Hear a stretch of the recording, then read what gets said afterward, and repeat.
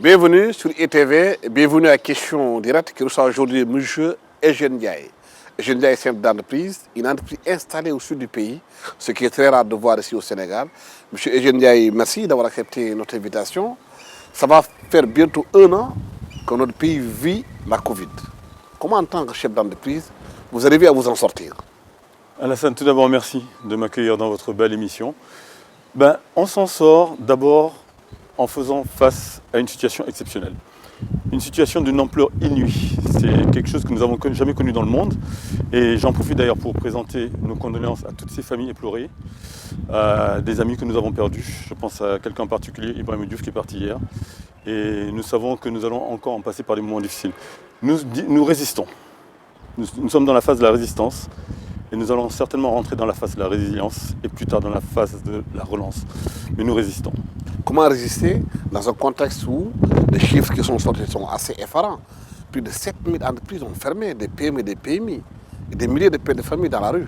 En effet, le rapport de l'ANSD est très clair. 92% des entreprises déclarent avoir subi un impact négatif. Et nous ne faisons que partie de ces entreprises-là. Alors, l'impact, il est lequel? Il est qu'aujourd'hui, nous pouvons dire que nous faisons tout pour ne pas licencier. Comment on résiste? On résiste d'abord en gérant les charges. On résiste d'abord en faisant en sorte que notre marché ne s'effondre pas. Nous avons un marché qui s'est effondré. Dans le domaine de l'eau, entreprise dans laquelle je suis, nous avons aujourd'hui tout un pan d'activité. Le café, hôtel, restaurant, le B2B, le tourisme qui est à terre. Donc forcément, nous sommes obligés de gérer avec le peu d'argent que nous gagnons, puisque nous gagnons beaucoup moins d'argent, donc nous avons moins de rentabilité. La résistance, on l'a fait, on l'a subi, mais on ne sait pas encore combien de temps. Mais comment vous arrivez à naviguer avec les charges? Est-ce qu'il y a eu des plans en interne que vous avez mis en place pour réduire certaines charges par rapport à telle ou telle chose? Dites-nous comment. Absolument. Alors, c'est très simple. D'abord, il faut faire en sorte que tous les investissements qui étaient prévus ne soient plus exécutés. C'est malheureusement le cas. Ensuite, il faut faire en sorte que nous puissions, malgré tout, tenir les charges salariales. Tenir les charges salariales, c'est faire en sorte que derrière, il n'y ait plus de dépenses autres que, par exemple, tous les séminaires sont à l'arrêt. Les formations, nous les faisons, mais nous les maîtrisons dans le temps. Nous sommes en train de faire en sorte que, aujourd'hui, il n'y ait plus besoin de... il faut renégocier avec les fournisseurs les conditions de paiement. Il faut faire en sorte, aujourd'hui, que tout ce qui concerne la cuisine, on puisse gérer au mieux.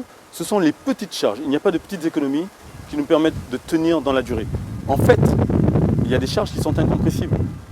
Et c'est là la difficulté. L'énergie est incompressible. Il faut payer l'énergie. Il n'y a pas aujourd'hui de baisse sur l'énergie. Les salaires sont incompressibles. Donc, en réalité, la marge sur les charges est très faible. Ce sont les dépenses qu'il faut maîtriser. Mais l'État du Sénégal avait dit qu'il allait mettre 1000 milliards dans l'économie et une partie de cet argent devait servir à aider les entreprises à supporter leurs charges. Est-ce qu'effectivement vous avez reçu cet argent dans votre entreprise? Oui, Alassane, nous avons reçu cet argent et fort heureusement. L'État a été présent dès le début dans la lutte contre cette pandémie.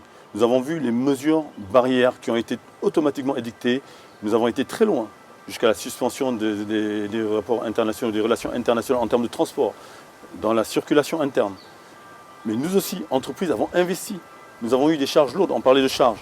La pandémie est une conséquence immédiate sur l'accroissement des charges qui n'étaient pas prévues. Les masques, les gels hydroalcooliques, le transport de nos salariés. Nous avons mis en place un transport en commun pour que nos salariés ne prennent plus les transports en commun. Nous avons mis notre propre transport. Ce sont des charges qui n'étaient pas prévues hier. Et oui, nous avons bénéficié, heureusement, de ce plan pour lutter contre la Covid.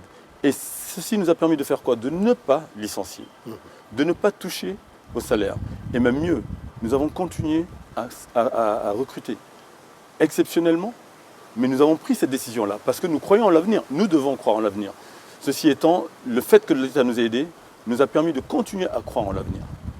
Vous travaillez dans le domaine de l'eau, votre entreprise est installée au sud du pays. En quoi est-elle différente des autres qui sont à Dakar par rapport justement aux charges, par rapport à la logistique? Dans le rapport d'orientation du ministère de l'Industrie, l'on constate que 99% des entreprises industrielles sont des PME et en 95-90% des entreprises étaient dans Dakar. Il y a très peu d'entreprises qui sont en province.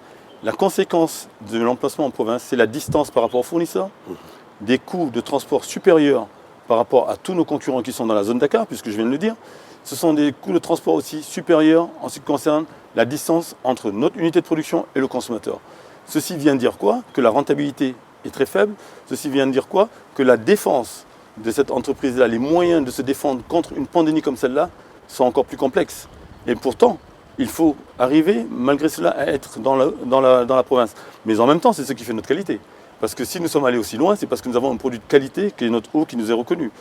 Cette eau casamançaise est vraiment aujourd'hui appréciée par les consommateurs en général. Et il faut aussi que les entreprises s'implantent en province pour que derrière, cette fameuse décentralisation existe. La décentralisation à tous les niveaux. Au niveau administratif, au niveau des institutions financières, au niveau des fournisseurs. 100% de nos fournisseurs sont dans la zone de Dakar. 100% de nos fournisseurs sont dans la zone de Dakar. Eh bien, nous sommes loin de tout, mais en même temps, nous devons, malgré cela, faire en sorte que ce ne soit pas un handicap mieux que ce soit un avantage. Mais aujourd'hui, c'est très difficile d'être loin, et cette fameuse équité territoriale dont le président parle toujours, nous l'appelons de nos voeux, nous en avons besoin, encore plus dans la période de pandémie. Justement, dans la zone de la Casamance, là où vous êtes, il était prévu dans le plan d'investissement de l'État, bien avant la pandémie d'ailleurs, qu'il y aurait des charges qui seront prises en charge, je me répète, par l'État pour permettre aux industries de s'implanter davantage dans le processus de paix en Casamance. Est-ce que c'est une réalité sur le terrain là-bas? Alors, le processus de paix dont vous parlez, nous avons 4 ans et demi.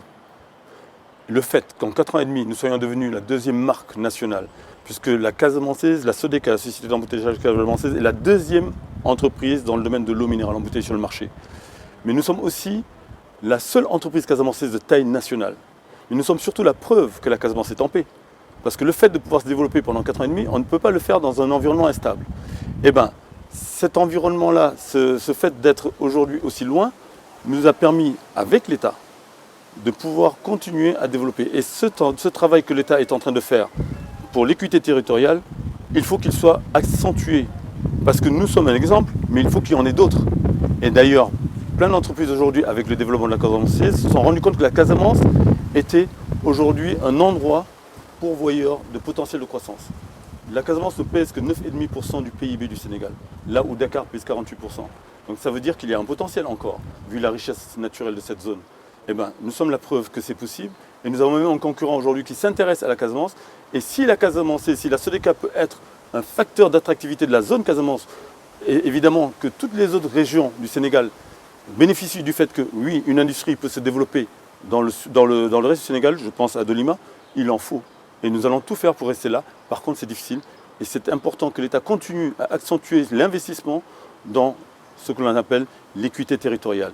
On parle des infrastructures, par exemple. Et on ne peut pas produire sur place, on ne peut pas investir sur place si on ne trouve pas le moyen d'envoyer le produit là où le marché est. Mais le but, in fine, c'est que le marché ne soit plus à 70% à Dakar. Que le marché soit à 60% à Dakar, 50% à Dakar. Ça voudrait dire que les autres régions du Sénégal se développent. Et dans ce cas-là, ça voudrait dire qu'on n'aurait plus d'équité territoriale comme problème.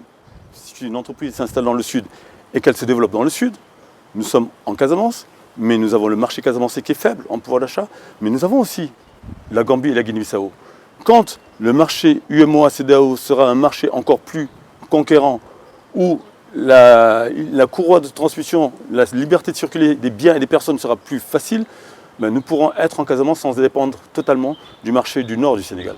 Et c'est cela que d'être en province, c'est arriver à faire croire aux investisseurs sénégalais, aux investisseurs étrangers, qu'investir en province est possible, investir en province est rentable. Et nous voulons, je l'espère, donner cet exemple et nous allons, je l'espère, le prouver sur la durée.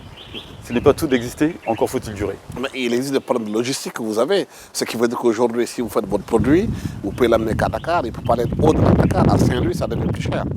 Absolument plus cher. Nous avons aujourd'hui un coût de transport par rapport à nos concurrents qui est 2 à 3 fois supérieur. sur 1 kilo ou sur une tonne. Ça veut dire que soit on affecte ce coût de transport sur notre produit, donc ça voudrait dire qu'on vendrait plus cher, soit on gagne moins que les autres. Eh bien, nous avons pris le parti de ne pas vendre plus cher. Et pourtant, Dieu seul sait que vendre plus cher est la solution. Quand nous n'étions pas là, une bouteille de 10 litres, le produit que tout le monde connaît, en Casamance coûtait 1200 francs. Le fait que nous ayons investi dans une unité de production d'eau en Casamance a permis à la région Casamance de bénéficier d'une bouteille de 10 litres à 1000 francs. Nous avons contribué à l'augmentation du pouvoir d'achat du Casamancé sur l'achat d'une bouteille de 10 litres. 20%, ce n'est pas rien. Eh bien non, nous ne pouvons pas nous affecter à Dakar ce surcoût, donc nous sommes obligés de l'affecter dans la baisse de notre rentabilité. Et il faut qu'on gère comme un bon père de famille. C'est très compliqué. Nous ne pouvons pas avoir la même compétitivité. Nous avons un défaut de compétitivité et c'est là qu'il est important que l'État accompagne tous ces investisseurs qui veulent se mettre là où c'est difficile, mais qui contribuent directement au développement de la zone. J'ai parlé du pouvoir d'achat, mais je peux parler d'autres choses, de la création d'emplois en local. Alors qu'aujourd'hui, beaucoup de jeunes Casamancés vont s'installer dans le Nord quand ils ont fini leurs études, parce que c'est là que l'employabilité existe. Nous avons créé 220 emplois en l'espace de 4 ans. Donc ça veut dire que nous sommes partis de 0 à 220 en 4 ans. Dans une zone, la Basse-Casamance, où seul le tourisme était jusqu'à présent le pourvoyeur d'emplois. Mais le tourisme, malheureusement au Sénégal, est encore pour l'instant une activité qui dure 5 à 6 mois, de novembre à mai, à juin quand on a un peu de chance. Et le tourisme est à terre, malheureusement avec la pandémie. Heureusement qu'il existe une industrie comme la Casamançaise qui a créé des emplois à l'année et qui résiste pendant cette pandémie-là. Donc vous voyez l'intérêt pour une région décentralisée de pouvoir accroître son domaine d'activité, de faire en sorte que l'industrie se développe et que l'industrie se développe dans la durée. C'est ça le problème, c'est de se développer dans la durée. Et la pandémie aujourd'hui, le but c'est de rester debout face à cette pandémie dans la durée.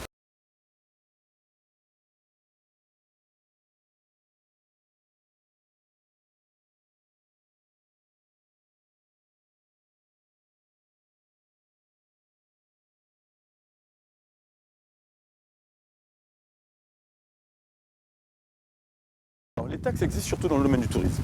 C'est normal. Seul le tourisme existait. Mais maintenant que la Casamançaise existe, que la Sodeca existe, ça prouve qu'il faut accompagner le développement de l'industrie. Et on l'a vu.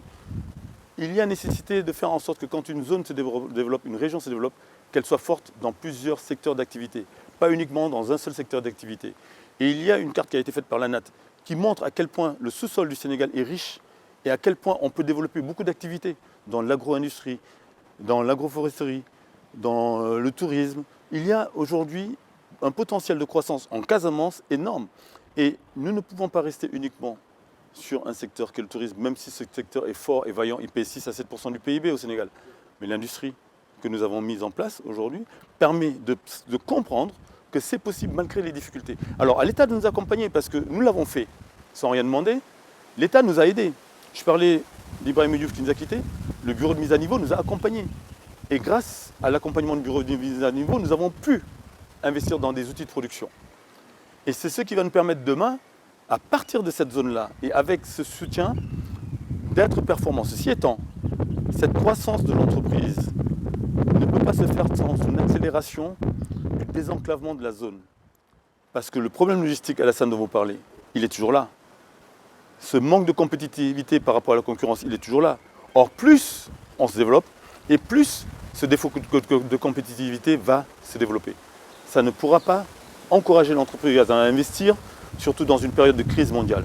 Alors il faut que nous ayons un faisceau de soutien qui ne soit pas uniquement orienté vers le tourisme, mais qui puisse être orienté vers l'industrie. L'industrie étant par exemple aujourd'hui un créneau dans lequel l'Afrique fait défaut. Nous avons des matières premières, nous n'avons pas d'industrie de transformation. Nos matières premières vont à l'international et nous reviennent transformées. Nous l'avons tous compris. Il est temps que nous puissions finalement transformer notre propre matière première et bénéficier de la valeur ajoutée. Quand on construit une maison et qu'on la revend, le simple fait d'avoir suivi les chantiers permet de valoriser et on peut revendre aussitôt la maison finie avec une plus-value. C'est exactement ça l'industrie. Nos matières premières transformées nous permettent, nous, Africains, de bénéficier de la valeur ajoutée. C'est indispensable. Et la pandémie nous dit quoi ? Produisons ici. Consommons ici. Nous n'avons plus la possibilité de dépendre de l'étranger. C'est devenu une évidence pour tout le monde. Il est important que nous n'ayons pas peur, nous, nationaux, d'investir. Mais il est important que nous soyons encouragés quand nous le faisons. Et il est important que nous réussissions parce que la concurrence, elle n'est pas entre Sénégalais, elle est mondiale. Et c'est pour cela que c'est une question de politique, de vision. Et je pense que l'État a compris. L'État le dit, quand on parle d'équité territoriale, nous y sommes. Quand on parle de plan de relance, nous y sommes. Il faut que cela se matérialise et que nous puissions, nous, en bénéficier. L'État le dit, mais est-ce qu'il le fait? Il l'a fait, on l'a vu. Je vous donne quelques exemples. Le pont de la Sénégambie, qui existe depuis début janvier 2018. Avant, nous passions par la Tambacounda. Nous sommes nés en juillet 2016. Pendant 2 ans et demi, nous avons fait cheminer nos produits par camion en passant par Tambacounda 900 km. Nous sommes aujourd'hui, grâce au pont, à 500 km. Ceci étant, nous avons quasiment les mêmes coûts de transport parce que le pont nous coûte cher. Le ferryboat, il y en avait un seul, il y en a 3. La liaison aérienne avec Air Sénégal, quand Air Sénégal est arrivé, le coût de transport, aller-retour d'Acazien-Chor était à 120 000 francs. Aujourd'hui, il est à 65 000 francs ou allez, 65-80 000 francs. Donc l'État l'a fait. Le BMN, la crise du Covid, l'État l'a fait. On parle du plan de relance. Ceci étant, nous nous rendons compte que tous ces efforts de l'État ne sont pas encore à même de répondre aux besoins que nous avons. Et c'est pour ça qu'il faut que nous puissions compter sur une accélération de cet état-là pour que justement l'industrie locale se développe et que nous dépendions de moins en moins de l'étranger. Continuons, nous sommes sur la bonne voie, il faut accentuer, il faut accélérer et j'ai l'impression que c'est ce que l'on veut faire. Nous attendons et nous allons nous continuer à faire en sorte que nous puissions bénéficier en existant. Si nous n'existons pas, nous ne pourrons pas bénéficier du soutien. Alors nous voulons exister, mais nous devons justement bénéficier de ce soutien-là. Vous êtes dans le secteur de l'eau, en Casamance. Est-ce qu'il y a vous avez prévu de diversifier votre produit, de faire autre chose? Parce que quand même, les gens considèrent qu'en Casamance, il y a beaucoup de produits qui pourrissent, qui périssent et qui auraient pu être transformés. La mangue, entre autres, l'anacarde, le mad, entre autres. Oui, la richesse naturelle de cette zone fait qu'il est impensable que la SODECA, que la Casamançaise soit la seule entreprise d'envergure nationale après 4 ans et demi d'existence. Parce que vous l'avez dit, le bois, les fruits, les produits halieutiques, les huîtres, les crevettes, le riz. On a tellement de richesses, le tourisme, qu'il n'est pas possible que nous n'ayons pas plus de players, de grandes entreprises en Casamance. Donc oui, nous avons la prétention de dire que compte tenu de ce que nous avons réussi par la valeur de nos équipes, par le travail, nous devons le réussir encore plus en nous appuyant sur les richesses naturelles. L'eau, personne ne savait que la Casamance regorgeait d'une eau de qualité, sauf les Casamançais. On savait bien sûr qu'il y avait des mades, des mangues et tout ça, mais l'eau, on ne le savait pas. Mais tout le monde sait qu'il y a des fruits. Alors, ces fruits qui pourrissent tout le temps, dont les paysans ne se ramassent même plus pour les ramasser parce qu'ils n'ont plus de place pour avoir une logistique qui achemine ces produits sur le marché dakarois, tout en étant rentable. Il faut faire quoi? Il faut aujourd'hui que nous investissions pour la transformation de ces produits et que ces produits puissent arriver sur le marché, quel que soit le risque de périssement. C'est pour ça que nous, la SODECA, devons être les premiers à montrer l'exemple. Nous y sommes, nous avons montré l'exemple en industrialisant dans la zone, nous devons montrer l'exemple en faisant des investissements sur tout ce qu'il y a ailleurs. Par contre, les problèmes logistiques restent. Et pour que l'on puisse investir encore, il faut que nous soyons accompagnés. Alors, il y a différentes manières de nous accompagner, mais nous devons bénéficier d'un soutien accentué et nous le méritons. Pourquoi nous le méritons? Parce que ces 200 emplois que nous avons créés ne sont pas tout. Ils sont que nous avons créé des emplois de jeunes qui n'étaient pas éduqués, de jeunes qui n'avaient pas d'expérience professionnelle, que nous avons formés, à qui nous avons donné des contrats de travail et qui aujourd'hui sont sur des contrats à durée indéterminée, stables, pourvoyeurs de pouvoir d'achat dans la zone dans laquelle ils habitent, puisque 70% de nos salariés sont issus de la commune de Diembéring. Il y a 4 villages, Diembéring, Boucotte plutôt, le Cap Skirring et Cabrousse. Et cela a fait que nous avons pu aussi mettre en place un accompagnement du développement des femmes. Beaucoup de femmes, aujourd'hui, travaillent chez nous. Nous avons pu développer, et ça c'est assez surprenant, le tourisme en Casamance. Parce que nous avons beaucoup de personnes, des fournisseurs, des salariés qui ne connaissaient pas la Casamance et qui sont venus par le lien de notre travail du fait qu'ils viennent nous voir là où nous sommes, qui ont connu la Casamance et qui ont donc utilisé des billets d'avion, qui ont pris des nuits d'hôtel, qui ont pris des repas, qui ont utilisé des transports, etc. Donc, nous avons mis en place tout ce qu'il faut pour que l'on puisse désormais être accompagné. Nous sommes la preuve qu'il est indispensable que l'investissement en zone décentralisée, la Casamance est un exemple, mais nous parlons du Sénégal. Je suis un acteur économique, nous sommes une entreprise sénégalaise et il faudrait que ce qui se passe en Casamance avec la SODECA puisse se passer partout ailleurs dans le Sénégal parce qu'on a vu qu'il y a une concentration beaucoup trop importante au niveau de Dakar. Oui. Récemment, il y a le 1er janvier dernier, il y a la ZLECA qui est entrée en vigueur. Tantôt, vous parliez du marché gambien, des marchés bissau-guinéens. Est-ce que vous pensez que la ZLECA est une opportunité pour des entreprises qui sont déjà au sud du pays, à la frontière entre le Sénégal, la Gambie, la Guinée-Bissau, la Guinée-Conakry, de plus vendre vos produits? Oui, c'est important que nous ayons une forme de marché commun. C'est fondamental. L'Afrique et l'avenir, on le voit bien. Quand un président européen asiatique arrive en Afrique aujourd'hui, il vient avec une pléthore de grands chefs d'entreprise. 30 ans en avant, ce n'était pas le cas. Ça veut dire quoi? Tout le monde a compris que nous étions le marché d'avenir. Ce marché d'avenir, il est important que nous soyons, nous, Africains, les premiers à être les acteurs au niveau de la production pour que les futurs consommateurs de l'Afrique bénéficient de produits qui ont été faits par des Africains qui ont investi. Et ce marché-là doit prendre pour que justement les Africains produisants puissent se proposer entre eux leurs produits. Il faut qu'il y ait des facilitations qui soient faites dans le cadre de ce marché. Et la ZECLA est une bonne opportunité, c'est une bonne démarche, à condition que ça se réalise, qu'on ne reste pas dans la théorie. On voit bien aujourd'hui que quand on veut travailler avec la Guinée-Bissau et la Gambie, ça n'est pas si simple. Et pourtant, nous sommes sur un marché qui est naturellement plus proche de Banjul, de Bissau que Dakar. Mais ça n'est pas si simple. Alors, c'est ambitieux, mais il faut qu'on y aille. Ce n'est pas parce que c'est ambitieux qu'il ne faut pas y prétendre. Au contraire, nous n'avons pas le choix. Si l'on veut aujourd'hui développer dans la transformation des produits casamançais, le Sénégal ne doit pas être notre seul marché. Il faut que l'on cherche des marchés étrangers. Mais en Afrique, jusqu'à il n'y a pas longtemps, quand on parlait de marché étranger, on parlait de marché européen. Non, le futur marché d'une entreprise africaine doit être l'Afrique.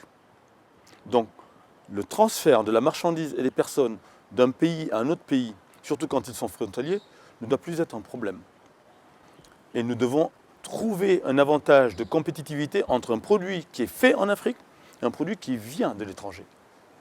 Et ce n'est pas toujours le cas. Mais nous savons que ce n'est pas uniquement une question de, de logistique ou de facilitation de passage des frontières. Il y a aussi, on l'a vu, tout le problème des subventions que des produits étrangers dans des entreprises étrangères peuvent bénéficier. Je pense au lait.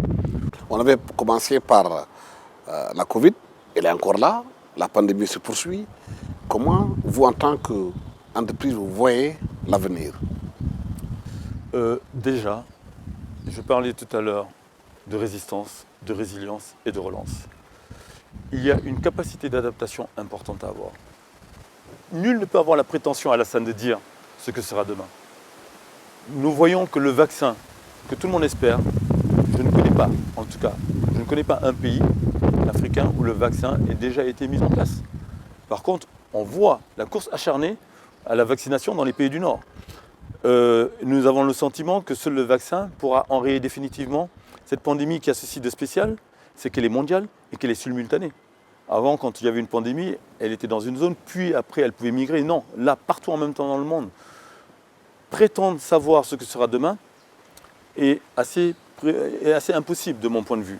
Par contre, la capacité d'adaptation et surtout la capacité à exister. Aujourd'hui, il faut exister. Parce que l'ascenseur descend vite, mais il remonte. Et quand il remonte, il faut être dans l'ascenseur. Nous devons rester dans l'ascenseur. Exister.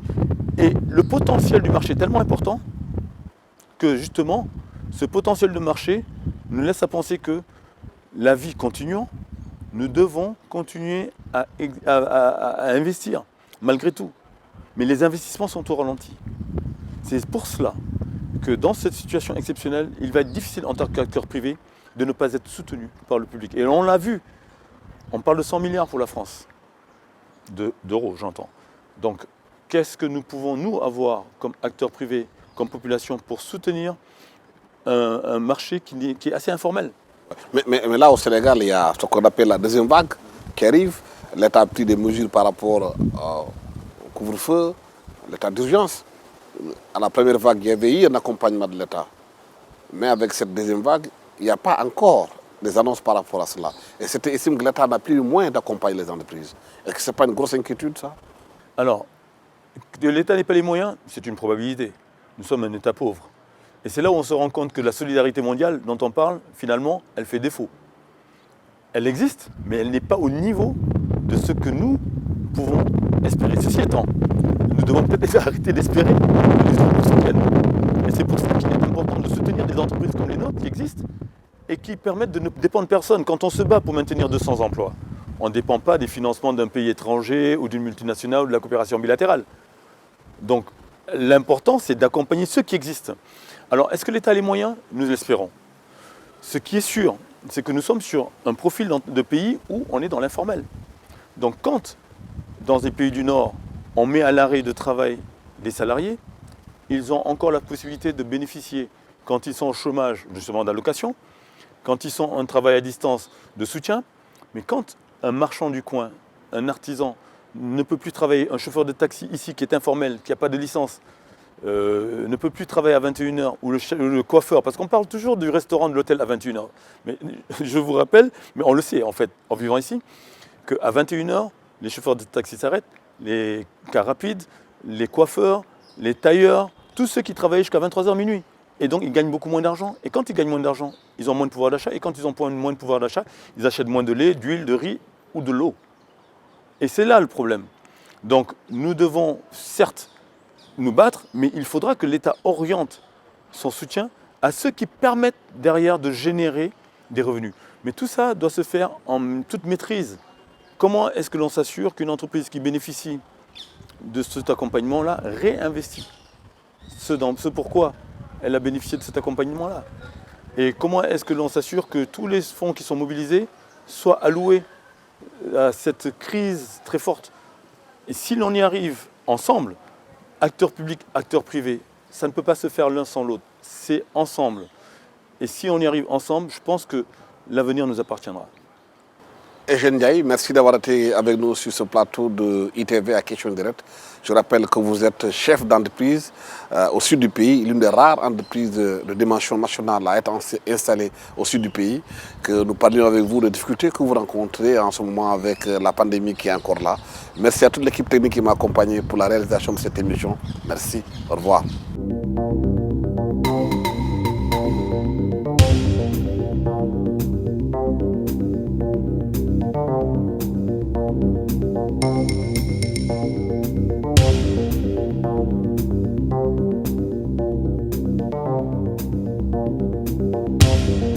Thank you.